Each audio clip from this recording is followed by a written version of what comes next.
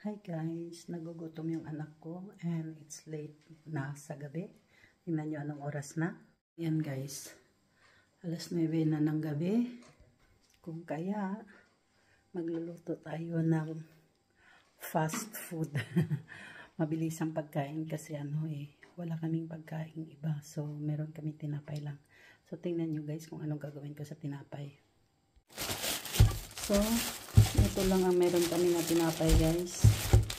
Kaya ang gagawin ko nito, makapal naman siya. Ayan o. So, ang gagawin ko yan is gagawin ko yung parang pizza. So, meron akong na-prepare na sauce. Gawin ko siyang parang bread pizza. Nagluto na lang ako ng sauce na na crushed tomatoes.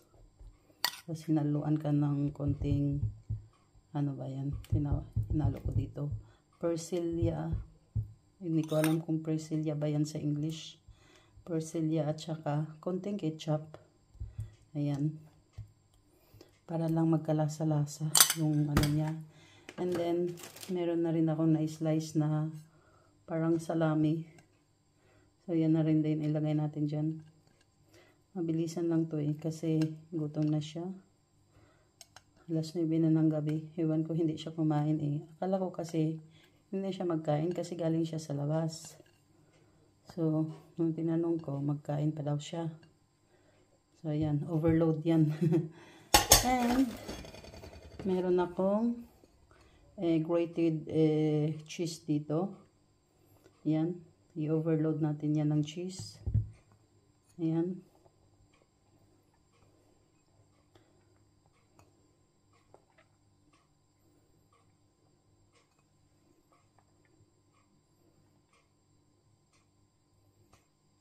And then, meron din ako dito mozzarella cheese.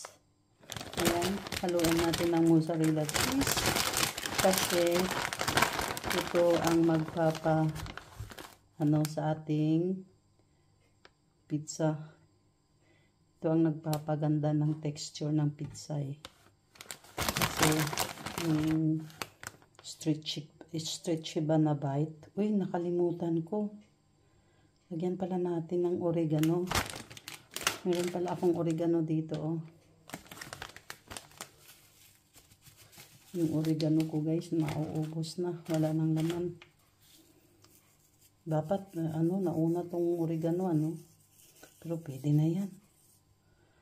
Kain din yan siya. Hindi na yan siya magagalit. So, yan. Lagay na natin to sa oven. Meron akong lagayan nito So, yan ang pizza natin guys. Napakainit. Yan na. Wow, sarap niyan. So, yan na.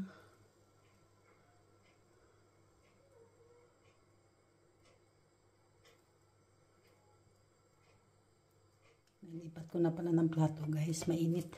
Hindi ko na nabidyohan kanina. So, try natin dito na side. Wow, mainit.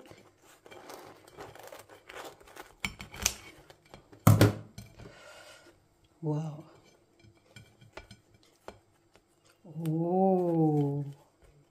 So stretchy. Kita nyo yan? Init guys, init. Nagmamadali ako